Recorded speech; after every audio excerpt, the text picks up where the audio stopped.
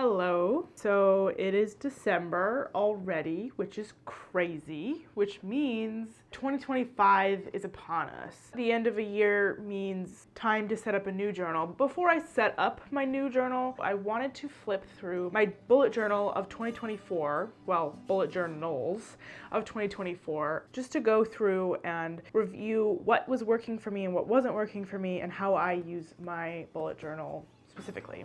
So at the beginning of this year, I put out a video walking through how I set up my bullet journals, the spreads that I wanted to include, why and how I was going to use them. So now let's take a look and see what they look like now. So I do have two journals. I typically fit 6 months in one journal, so 2 journals for 2024. Let's start with the first half of 2024. It feels like a long time since I've looked at this baby. 6 months, I guess. So first page was this cover page. I did a little artwork for it. Thinking ahead into how I want to set up my 2025 journal, honestly, I think I'm just going to not include this whole thing. It's pretty and fun, but like the last time I looked at it was the day I created it, and then I never used it. Most bullet journal setup videos you see include some sort of like pretty intro page, and that's why I was doing it. And I do like it in theory, however, I just never look at it ever again. And so it took a lot of time for nothing, really. This I do still like, and I can remove this watercolor painting I did, which I do appreciate me doing that. And I do think this was good for 2024 because it kind of helped set the tone. Because in 2024, one of my goals was to make more art. So starting off the bullet journal with a little watercolor piece kind of helps set the tone for the year. So I do enjoy it for this year, but I don't think I will be including it in my next bullet journal. And then here we have my future logs, which I still really like. Very useful, very helpful. I do think I could cut down on the amount of pages this takes up though, because as you can see, pretty much all of my events only took up about half the page. So I could probably fit 2 calendars per column, so I could cut down on the amount of pages that I used. But overall, I really enjoy a future log. I think it's really helpful for planning purposes and also for setting up your monthly spreads. My save for later space. This is something I really like to include at the beginning of my bullet journal, but also I do include them in the monthly setups as well, because a lot of times I have ideas and racing thoughts and just so many things that are on my mind that I want to do, but I maybe can't do like that day that I'm thinking of it. So I have basically a brain dump space that usually gets filled. Honestly, for the one at the beginning of the year usually ends up being Christmas list ideas.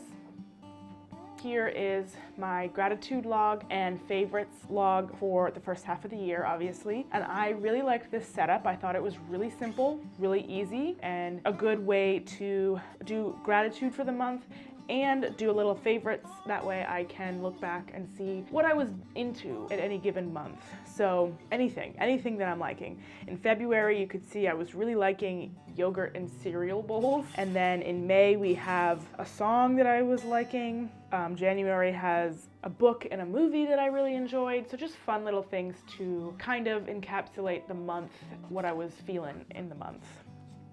And then I have my When Did I Last tracker, which I really like because this is good for tracking things that only happen once a month or bi-weekly, or something like an oil change that happens every couple of months. So I can just place a dot on when those things were completed. So it's like, oh, when did I last clean the sheets? So I know if I need to clean the sheets this week or not. And then a mood tracker, which is something that I've gotten really into this year. I find it really interesting and helpful to see any patterns or fluctuations in my mood. And I'm planning on trying to design it for next year to be even more detailed, because I'm finding it really important to be paying attention to the patterns of my mood. And then I always have a review space for the previous year, and then my goals page. Of course, this spread doesn't really change throughout the year. This is more of just a reference page for me. This is what my reading log looks like for the first half of the year. You can see I read 20 books in the first 6 months of the year, which was pretty good. And I always like to track the pages read per month. And then I was also started to track my genres. So that is just for the first half of the year. And then my Bible reading for the first half of the year. And then this is the video ideas and video tracker that I set up. I don't know, I just find it really fun to look at how much work I'm putting into things like my videos. And then we get into my monthly logs. I do like to do a fun, pretty spread. Is it necessary? No. I do enjoy making art. So just doing a simple cover spread is always fun. And then I have my main calendars, my monthly goals and events. So that's something I always include for my monthly setups. And then another thing I always include a mood, productivity, energy, and sleep tracker. This is basically just my mood, productivity, and energy on a scale from 1 to 10. If I got a lot done, I felt really good about it and was really motivated, my productivity would be pretty high, or if I had no energy and was super sluggish, then that would get rated lower. And usually they're correlated, so if my mood and energy is high, my productivity is high, but it's not always correlated because sometimes maybe my energy is low, but I still had a lot I needed to get done and still was productive. It's a fun, easy way to track. In my opinion, really helpful and useful to track these things. That way, if there's any patterns that are showing up, maybe aren't great patterns, then you have basically something to refer to. It's kind of hard to see for January because of the color I used. Let me use, here's February. You can kind of see that a little bit better, I think. So you can see a bar graph basically for my sleep. Number 7 has a dotted line going across because that's kind of like a baseline, right? So 7 hours of sleep minimum is obviously the goal. And then also if my mood or energy and productivity is around 7, 7's a pretty good score for me. So 7's like my baseline. And so looking at that, I can then compare my moods throughout the month and then my sleep, obviously. So that is an example of how I use this tracker. And this is something I do every single month. And then up here we have my habit trackers. I always have 6 habit trackers, mostly because I find that 6 is usually a good number for me and it fits perfectly at the top of this spread. So I typically always have 4 of the same habit trackers. I'm always tracking my reading, I'm always tracking my exercise, my Bible reading, and always my water intake. Those are 4 staple things that I like to track. And then the other 2 shift month to month. So you can see in February, I was trying to track my art creation, and clearly I did not do a very good job. And then this tracker right here is just my pages read tracker. But every month looks different, obviously, in terms of the quality of things. Here's March. You can see different trends of mood and energy. Pretty good sleep in March too.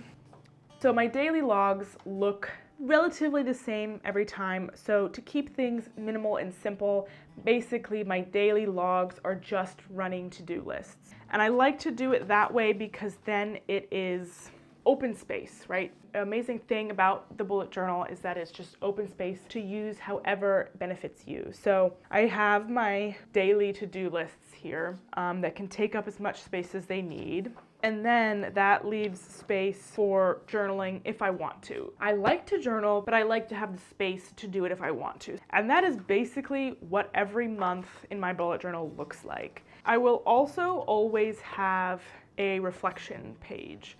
So just before a new month begins, I will have a reflection page. Sometimes they're 1 page, sometimes they take up 2 pages. It really varies month to month. My journals also always collect things, plane ticket, a map, cards. The backs of my journals always collect sticky notes. So that is the first half of 2024.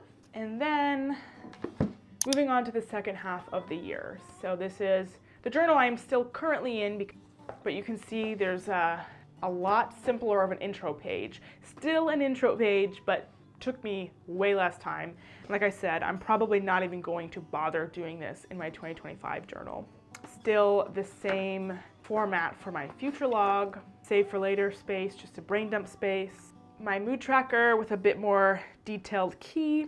And then I have a 6-month check-in, so a review and reflection on the first 6 months of the year, and a goal check-in page. We're halfway through the year and I want to make sure I'm remembering my goals that I set at the beginning of the year, making sure I'm still on track for things, if I've forgotten anything. I also have a space for new goals because things change. And all of this I will be looking at come the end of this month and when I go to set up my journal for 2025. Here's my reading log for the second half of the year. And then my Bible tracker again, and the same video ideas. So it's pretty much the same setup for my first journal. It's just things have migrated over and or, the key is now for July through December instead of January through June. Honestly, I think July was my favorite spread setup. I just think that is so cool. I just really like the shadow of the inner tube in the water.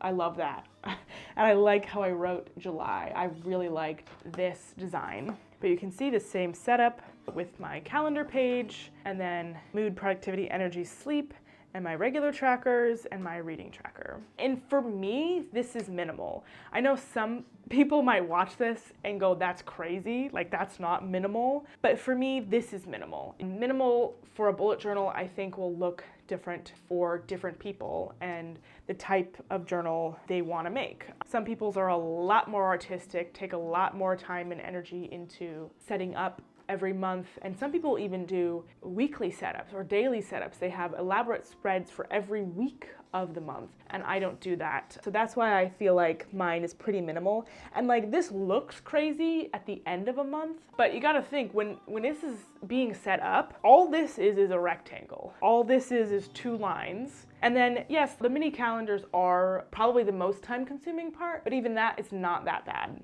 And like I've mentioned in previous bullet journal videos, I've been doing this for several years. They've definitely looked different throughout the years. So this sort of setup has been whittled down from something that looked completely different because my life's changed or my goals have changed, my lifestyle has changed. And so this is just what I found to be helpful for me, but also fun. November is also one of my favorite spreads because this looks really cool in my opinion, but it's super easy because it's literally just lines. So I really liked this spread too because it's really simple, was really quick and easy, but I think it looks cool. My page count has definitely dropped since the beginning of the year. And here is the final spread of 2024.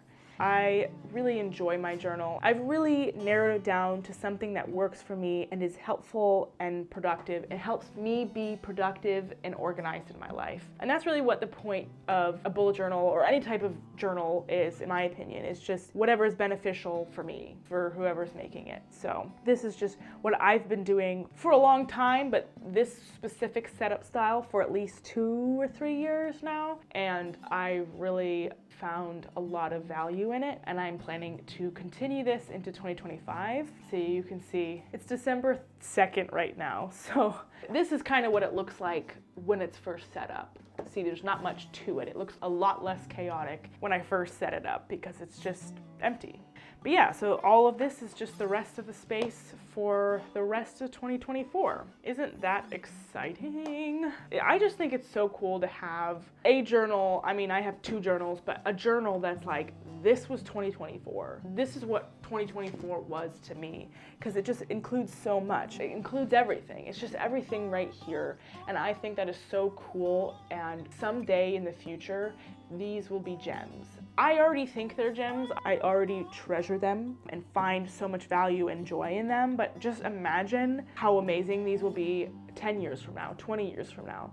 It'll be so cool to be able to look back and see where I was and see how much I've grown. To have a place where in present day that I can go, that's a space for me. But then I also think these will be so incredible and beneficial to look at down the line so I can compare how much I've grown. Because sometimes I think it's easy to be hard on myself and easy to feel like I've made no progress, but it's all written down. It's all here. Things I've done physically, mentally, emotionally, everything. It's all here. And so someday I can look back and be reminded of the progress that I've made. And that's always really inspiring. So that's why I love bullet journaling. And this was the flip through of my 2024 bullet journals. I really hope you enjoyed watching. If you bullet journal or you want to get into bullet journaling, don't hesitate to leave a comment down below to let me know what you thought about it or what you like to do in your bullet journal, or if you have any questions. But yeah, I really hope you enjoyed. Make sure you stay tuned to watch the setup for my 2025 bullet journal, because I have some slightly different things